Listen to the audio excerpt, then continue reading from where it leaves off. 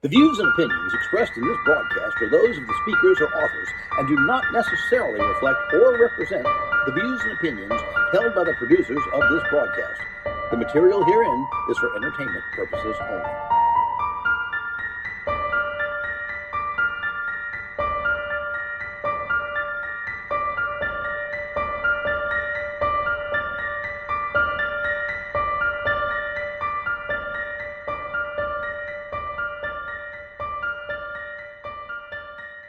Welcome to Scariest Paranormal Radio. This is Kalila Smith coming to you live from New Orleans. And we have a really great paranormal group tonight. They're a local group from the New Orleans area. This is Bob and Augie from the Veritas Research Group.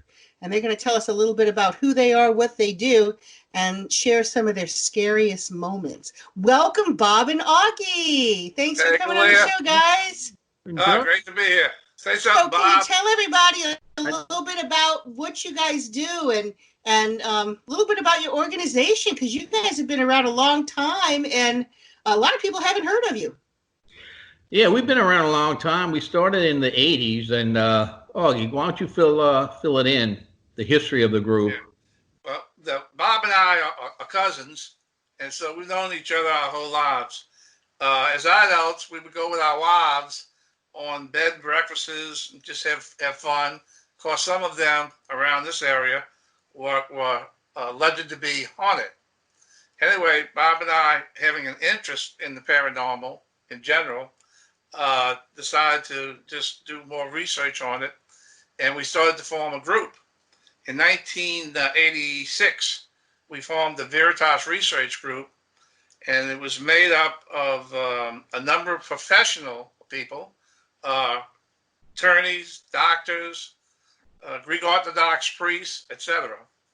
And all of them shared an interest in the paranormal.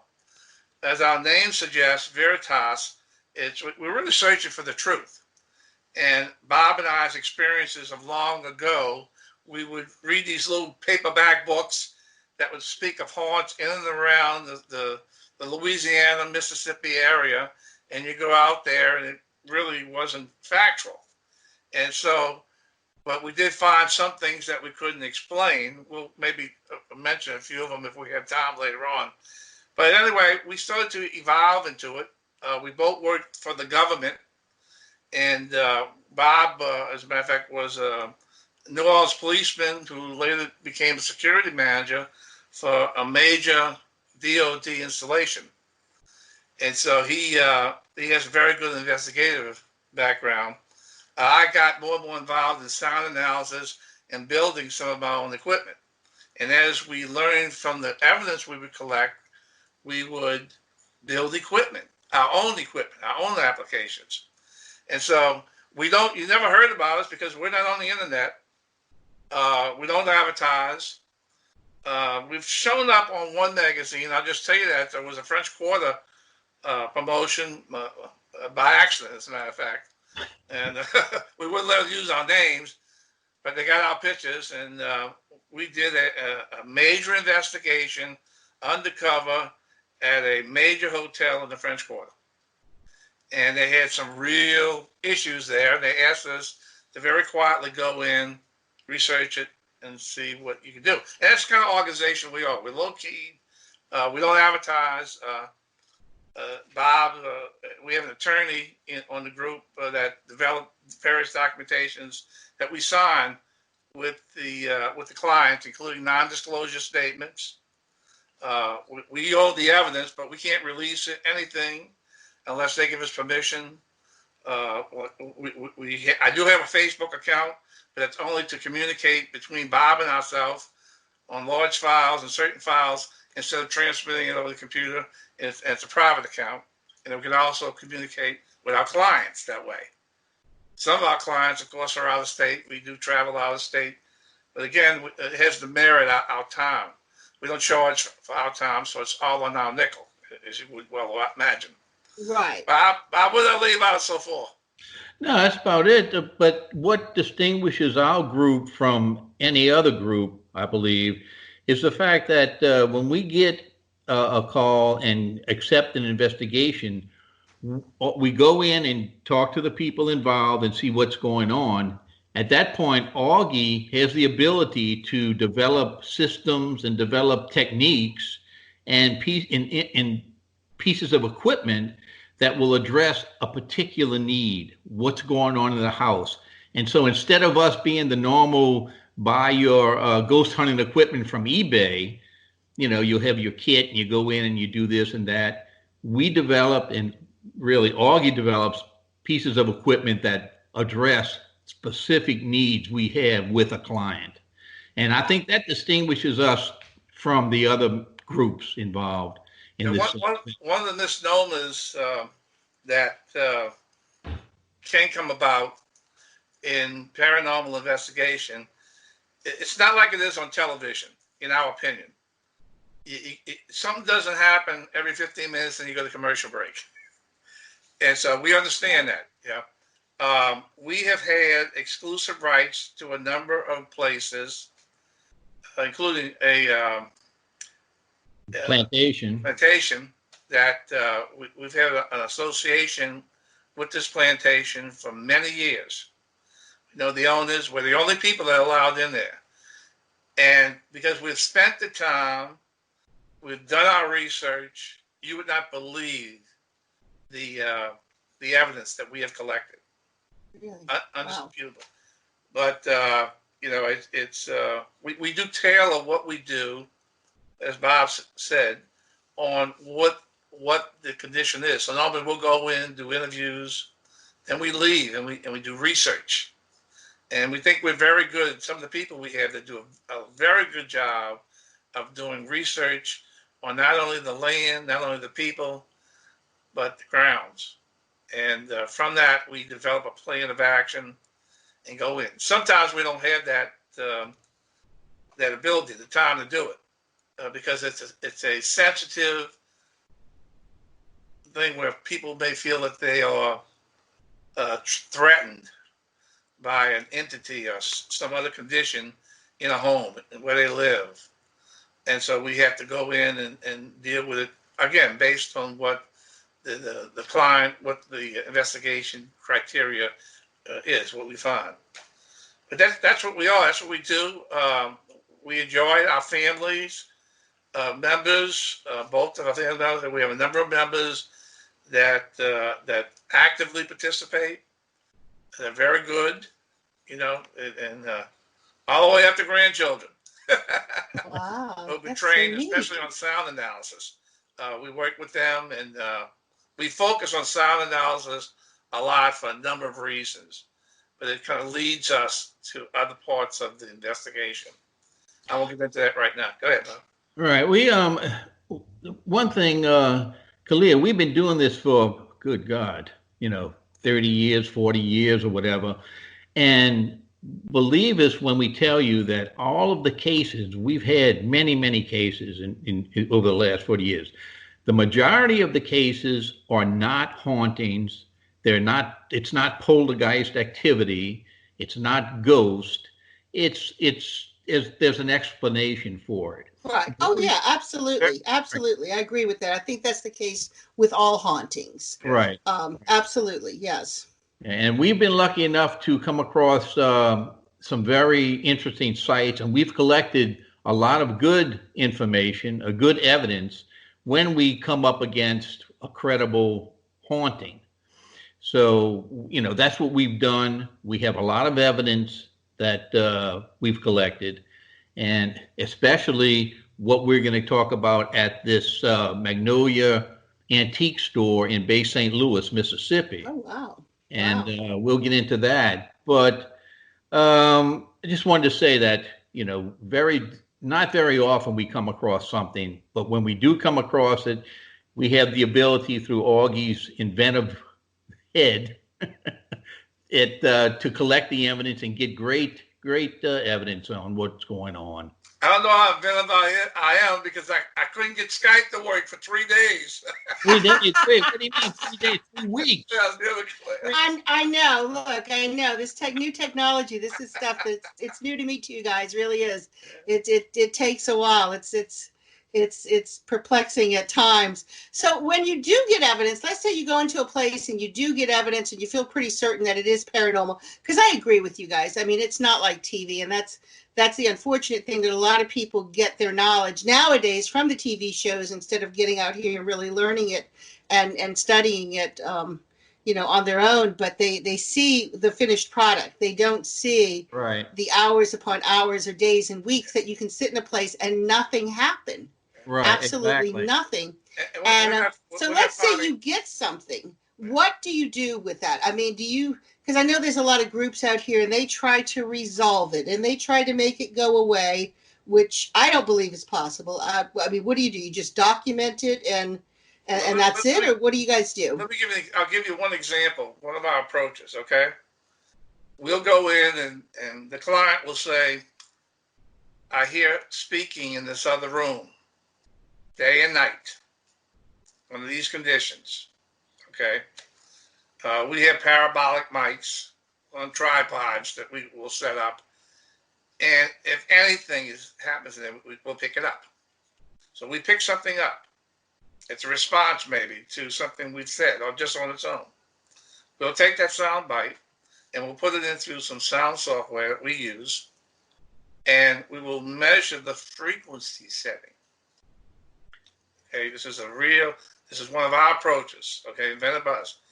And you take that frequency setting, okay, and like you can say a word for like 2 seconds, and you may have 20 frequencies within that 2 seconds. So you average it out, and you put it into a tone generator, and you broadcast that back out as a white noise. And you'll be surprised sometimes what you'll pick up from that white noise.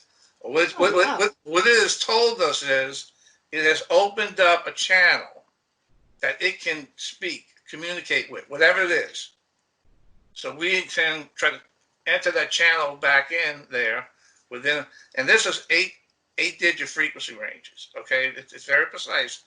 We'll throw that in there and then record off the parabolic mic again.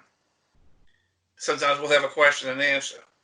Now, you take other evidence that Bob can tell you some of this on the investigative side. You package it all up and you try to come to some conclusions. I'll be willing to venture, Bob, and tell me if I'm wrong, most of the times we can make suggestions on, hey, look, we think it's this, we think it's that, we think it may be dark, we think it may not be dark, it might be Henry, your long-lost uncle, What do you do? Okay, if it's Henry, sometimes we'll suggest, tell him hello, ask him how he's doing, like he's in the house. If it's dark, we refer it to a layman. We don't try. We have worked with the Catholic Church, okay, in sound analysis, and then with the 2 investigations. That is some scary, what, okay? When you start dealing in with that, well, there are people that do it for a living, and they asked us to participate. They found us at a conference and in a briefing of sound analysis that Bob and I was at, and they found and they heard our questions to the narrator, and they started to speak with us. And tell them what happened, Bob. Well, this is with, I don't know how far we can get into this, but we are on a list at the Vatican for sound analysis professionals, an organization that has developed unique techniques. And if within the church, say a parish priest is getting a lot of things told to him about a particular person. I think my son is possessed. I think the devil's in him. He's something wrong with him. Well, that priest will go up the line to the bishop, and then there's a Monsignor in Tulsa, right, Augie? Oh, yeah. There's a Monsignor in Tulsa who, like a clearinghouse. It funnels to him. He makes this decision off of an interview and an investigation whether or not the Catholic Church will get involved.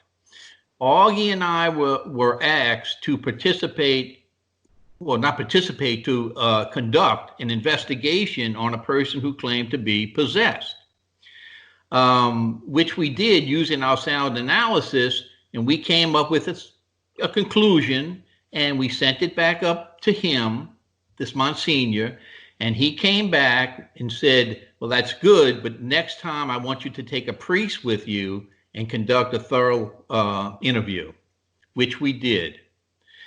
And because of that, it was all because of our sound analysis expertise. We were able to pick up things using our techniques that they wouldn't have picked up from the individual who supposedly possessed. And so that lent a lot of credence to using sound analysis for that type of an investigation. It didn't get as far as an exorcism at this point, but it did go up pretty far. They didn't accept it, correct? They didn't accept it as a valid exorcism. The particular client had been working, as a matter of fact, in the New Orleans area with the church, and then somehow he got referred to the Tulsa, Oklahoma Monsignor, and then he sent this lady who we coordinated with. She coordinates various meetings, requests, etc. And she said, "Look, let's get an outsider's point of view." She was a lady, as a matter of fact, we met at the Sound Analysis Convention. And so we went in there, we interviewed with him, had some high freak mics on him. We did a video, actually, on both of the interviews. We were told later we weren't allowed to do that. We didn't know that the church does not want you to video it. So we never released it or anything. But anyway, the first interview, it was an interesting subject because you'd have a conversation, young person, well-educated, very religious, and he would just, like a personality change. Yeah, he was about 22 years old. Very well-educated. I think he was working on his degree. I just had finished his degree. And anyway, to make a long story short, the audio that we collected, we played it over and over, and embedded in it was like 3 different discussions going on, or responses to us at the same time. In different voices. There were at least 3 different voices coming from this person. Now, a lot of things you hear about as far as being possessed, anybody could do it. I mean, you can't turn your head completely around, but that doesn't happen really anyway. But, speaking in another language. What was that one language that that Tulsa told us when we sent it? We were able to split out the 3 sounds. Someone cursed us out, but there was a third language, and he said it was an anxious. Yeah, that was Father Pat that knew that linguist. He went to, and it was an old Sumerian dialect that nobody would. And this was only told to us by this linguist that went with, who was a friend of the priest that was with us. He sent a copy of it. Yeah. And he would also say this thing, he would mumble stuff. He would look at Augie and I and say, and, it made no sense. And so when we got it, we played it backwards, and sure enough, it said, "I'll see you all in hell." Hell or something like, yeah. Whoa. Now, to put this in perspective, Bob and I are sitting in the first interview before the priest. Bob and I are sitting at the table. I got a video camera on him. I got 2 high freak mics on him, and we having a friendly conversation. And then when when we picked up this, I'll call it the effect, where there were 3 different voices coming, he had changed his personality, but he's talking with us. Now we did this, and we had the room to ourselves. It was a library, and it was very, very quiet. But the doors and all were closed, and it was a place where you could do a very good interview. And we were impressed by picking up that verbiage. Second time, the Bob was talking about was when we went back with the priest in the rectory. In the rectory of a church that they... At the church, and had a real good conversation. We had a couple of items we wanted to see if he would respond to. One was the Rosary of Cardinal Spellman. Okay, as an example. Are you Catholic? Yes. Okay. We're related to Cardinal Spellman. Oh, wow. Well, and he's a very controversial cardinal. But anyway, the Rosary got passed down to me and Bob. And we had that on the table hidden. And we had a bottle marked holy water. And so we didn't tell the priest we were doing this. This was for our own edification. And the priest went through a series of questions with him, very effective and all. And he started doing that mumbling that Bob had mentioned. And we, as a result of the two meetings, wrote a report, got all the information back from our research. We always package up a report and sent it back to Tulsa, who in turn sent it back to the New Orleans Archdiocese. And they said they weren't going to do anything with it. So if we don't get involved in that, we have received numerous, when we first started with this, tapes, recordings, digital files asking us to please break it down, see what we can get out of it. Wow. And that's from that list, evidently, we were on. It got very cumbersome at times to just deal with it all. And after a period of time, I told Bob, I was really uneasy with this type of investigation, if you know what I mean. It's intense. Yeah, that's Right. scary. Right. We really don't feel qualified to deal with demons and people who are feel they're possessed by demons. That's not our... So we were kind of backed off a little bit from doing things with the church in that regard. But it's happening. It's happening a lot. There's all that we've talked to three parish priests, and they all have the same stories, that they don't know what's going on, but they're just getting bombarded with people who feel that there's such an evil presence in their home. They're experiencing all of these terrible things. And the priest said, there's something going on. We don't know what it is. There is. I like the fact your approach with the sound, because, everything is vibration. Yes. And you have your higher vibrational spirits that are closer to God's consciousness, and then you got your lower vibration. So everything is a vibration, as is sound.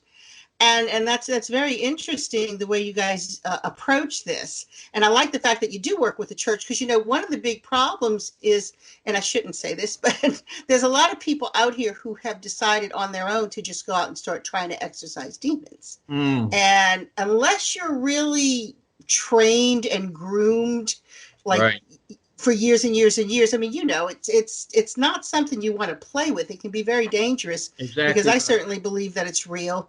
But yeah, there is definitely some sort of a shift going on.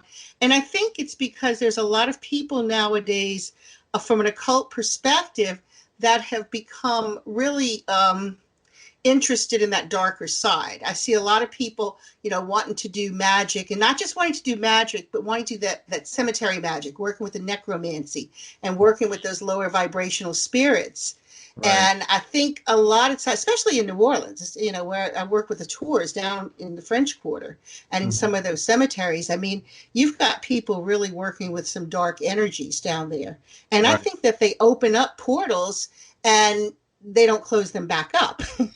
Right. And I think there's a lot of that going on. And I think more and more people are attracting that to themselves. I try to stay away from it. I've always, back when I was doing a lot of investigations, my motto was, not my demon, not my problem. Call the Catholic Church. Because I'm not, I don't want to deal with it. But we're going to take a little break real quick. And when we come back, you guys had a particularly scary experience with someplace local down here, and you're going to share that experience with us. So we're going to be right back, folks. Stand by. Submitted for your approval. New Orleans. Seductive, magical, mysterious, and haunting. There is no place on this earth with as much ghost and vampire activity as New Orleans. Imagine, if you will, a tour that takes you to sites in the French Quarter of actual documented hauntings. The Haunted History Tour is just that tour. Every day, every night, all year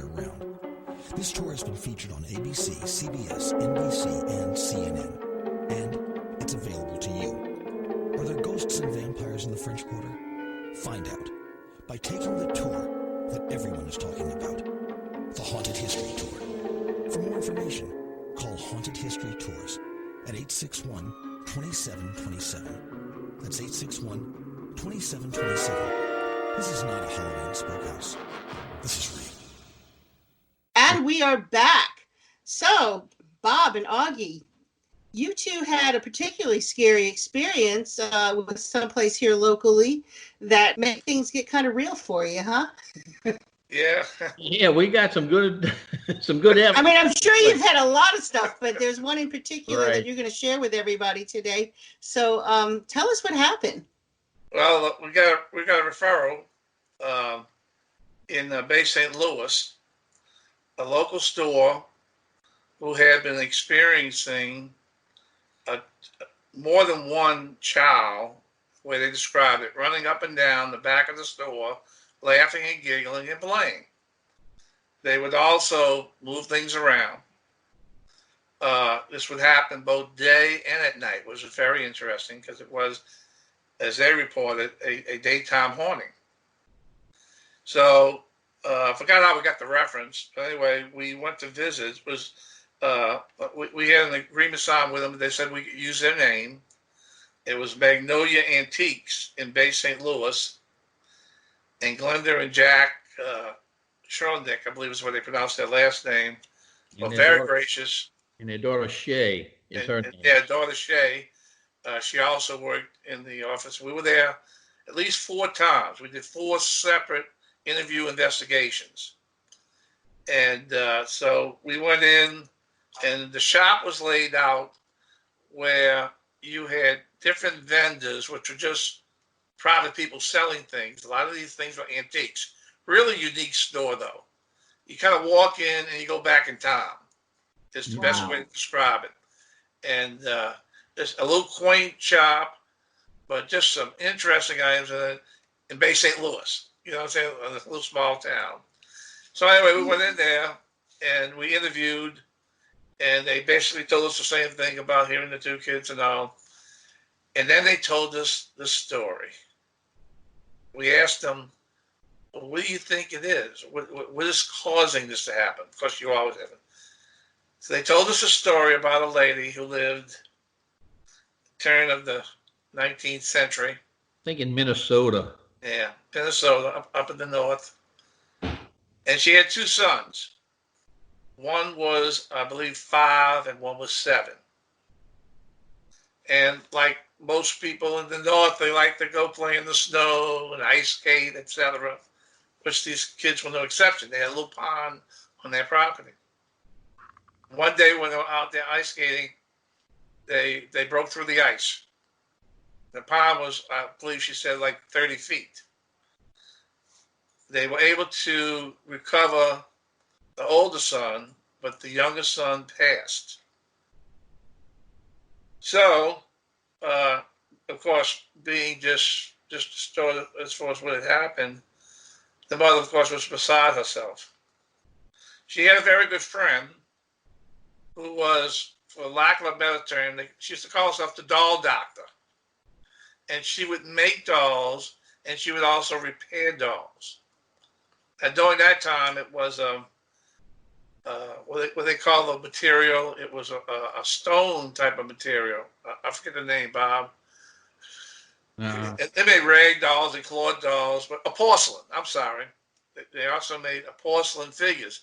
And during that time frame, during the late 1800s, Victorian era. Yeah, Late 1800s.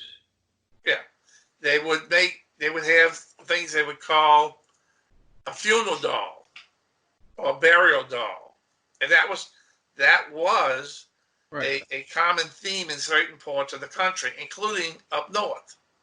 And this doll maker would make a doll in the face or the likeness of the child.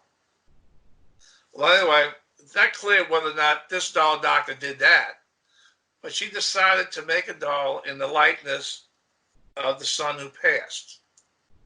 And she knew him. She was friends with the family. And she presented it to the mother, saying, this is in remembrance of the child. Anyway, the mother she couldn't accept it. She said, no, she says, but I want you to do one thing for me. I want you to keep this doll. Don't destroy it. And after I pass, you can do what you want with it. Sell it, get rid of it. Whatever, destroy it. And they agreed. So as the story goes, the lady passed, the doll doctor, and we don't know her name,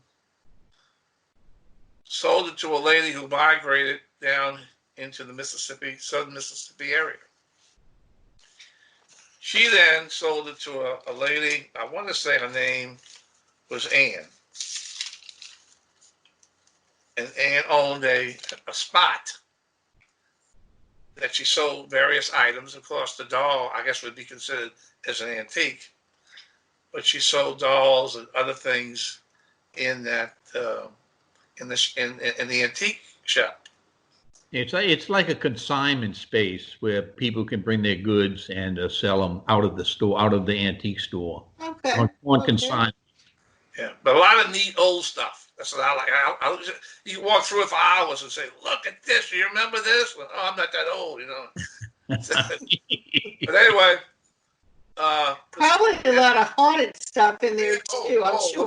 Let me tell you, you'll know half of it. So anyway, we asked if that doll was in the shop now, which it was. And so they brought us back and they showed it to us. Beautiful little doll, maybe 24 inches high, porcelain, dressed up in that garb of that time frame. It looked like it was like winter clothes. Like he had a big smile on his face. Yeah, he had like knickers, Knickers, high socks and things of the period. And the I think it was either Shay or Shay was the one that was giving us the tour. The daughter of the owners. She said they would leave that night, hearing all kind of commotion in the back. So kind of intimidated to go back there, but every once in a while they go back and they wouldn't see anything. But then they'd come back, the next morning? Next morning, things would be moved all around. Moved all around. So anyway, in discussion with them, I said, well, you mentioned you heard more than one child. So what was it? What is it? They said, well, we believe the second visit, the second haunting there, is a child of a Native American, an Indian. And we believe it's attached to a picture. And I'll be honest with you, I don't recall the full story of the picture. They were kind of, I don't believe that they knew exactly the whole story of the picture. But for some reason, they believed that picture had an attachment to it. So anyway, we approached it. We brought in some mics. We did some sound experiments. A lot of pictures. Well, before that, let me yeah. break in. Before that, when we initially, it was our first visit, we were talking to her. She was giving us the history of some things, and we were in the back by this display counter where this doll was. And they would say when they would come in the next morning, the doll had moved from where it was placed the night before, and it would be next to this little Indian doll. It was like, and she said, I believe they're friends and they communicate at night. I said, okay. Oh my God. So Augie and Shay walked up front and I remained in the back, and I took the doll and I placed it on the counter in a different place and where it just was. And the Indian doll was in the back a little bit. So I moved the position of the doll. And so I took some pictures, and then I came around the front and we were talking about some of the things. And then when we all came back, sure enough, the doll had moved. And I showed them the pictures of what yeah. Complete case. They went from that one case, display case, and they had a space where you could walk into the back wall there. And they had another case. And I thought it moved from one case all the way to the other case. And, oh wow! So anyway, but we get up to the story. So we do some thermal imaging work and record it. And we walk the whole shop, and normally what we do, we'll get everybody else behind us, and we let everything settle down. You got to watch the air condition. I believe it was in September, so yeah, it was AC. And we catch this one image.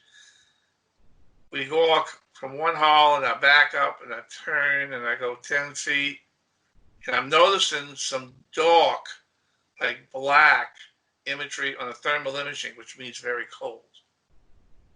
And as I turn the hall, you hear something going on, like a laughter, and there's two sets of legs.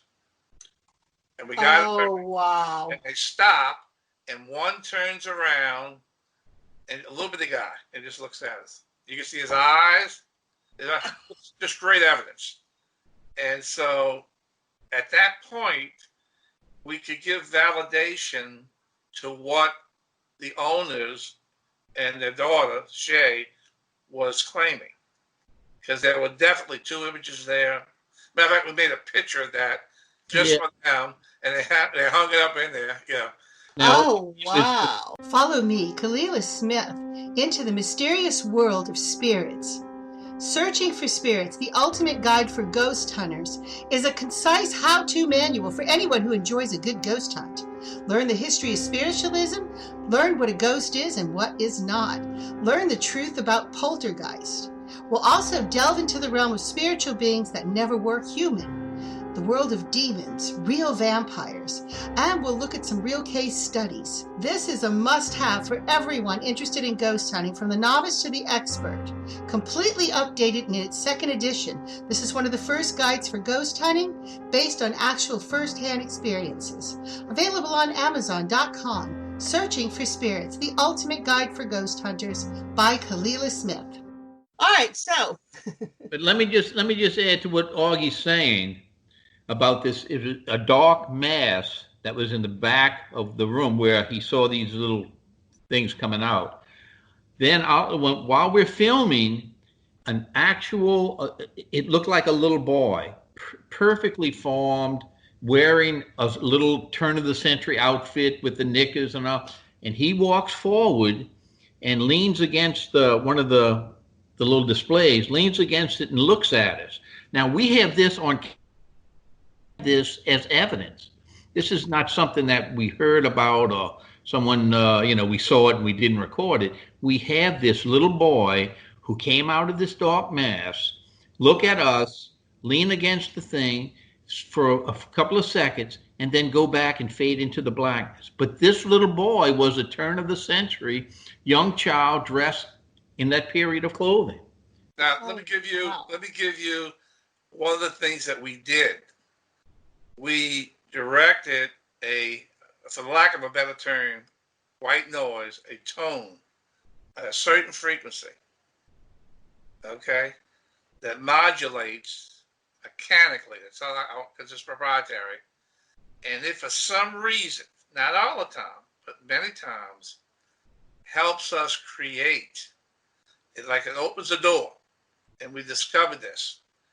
And we used that application at that shop because of the information we had received from them.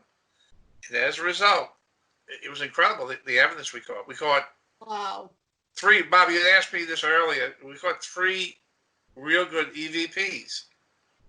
And one of them answers the question, we were asking, who are you? We really want to know. And it comes back clear as day. Why? Why? Yeah. So it was loud, though. You could hear them. So we surmised on that first night that there was definitely some type of, perhaps, if we can't prove it, portal. And we had gotten the right application to bring into there to create the condition that would allow us to see part of them. Wow. The second visit,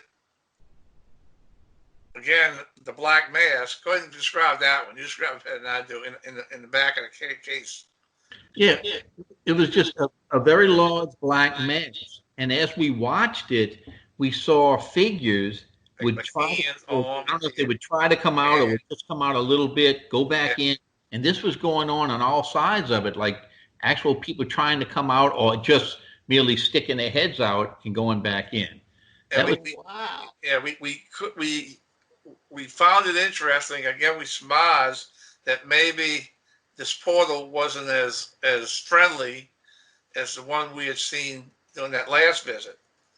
But and again, this was half the night before we got a response. And this was a nighttime response. Where the first visit was a daytime response.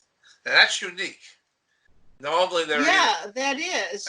Usually you don't pick up too much with the white light and everything. You don't really see a whole lot during the daylight. Exactly. Mm-hmm. But we felt that dark mass the last time we were there, well, second to last time we were there was something out of the ordinary about it. It wasn't like the typical haunting that she was talking about, a child who would move. I think there was something about this mass, almost like it was dark, some type of dark magic or dark something. We didn't know until we learned more about it. Yeah. Tell us. But the third visit, if I have it right, I've written down some notes.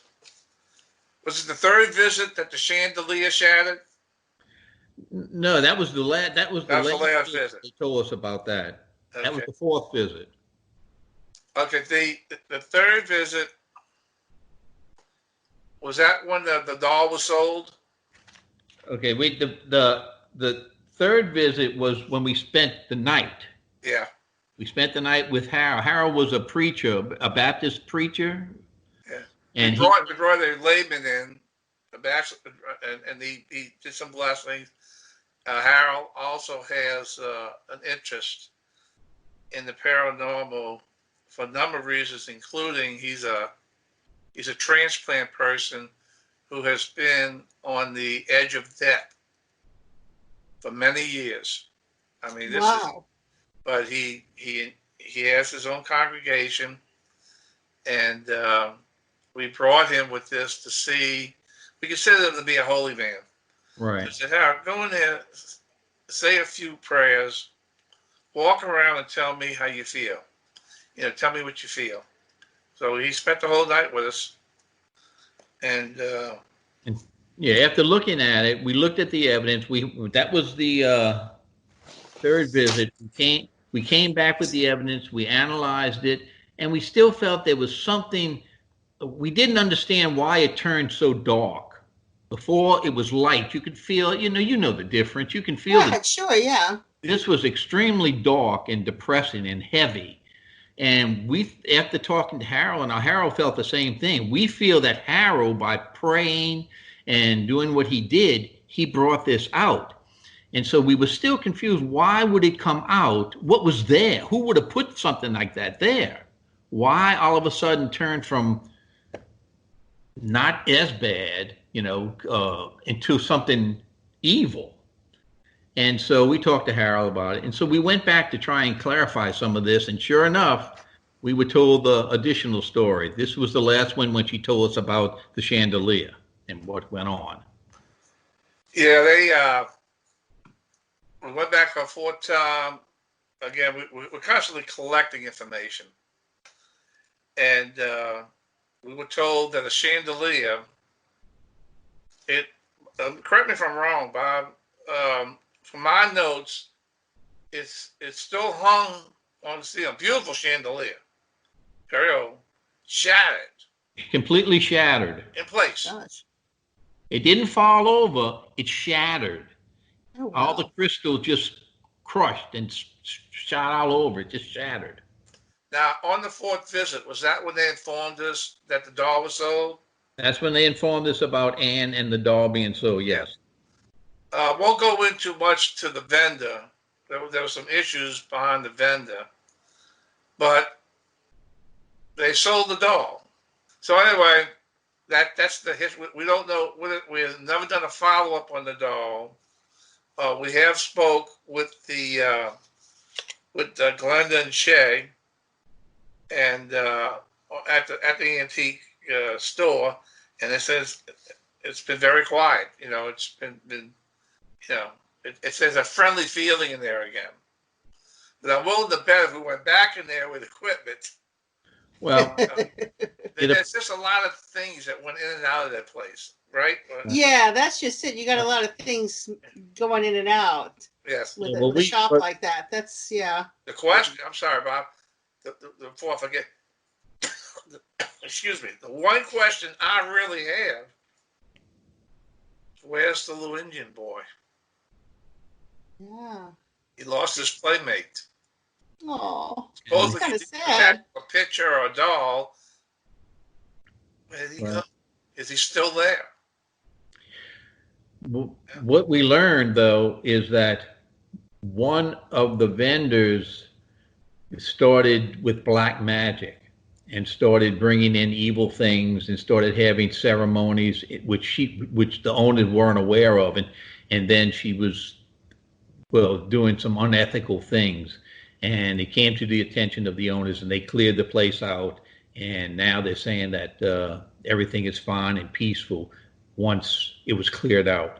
And so that answered our question about what brought this evil thing in.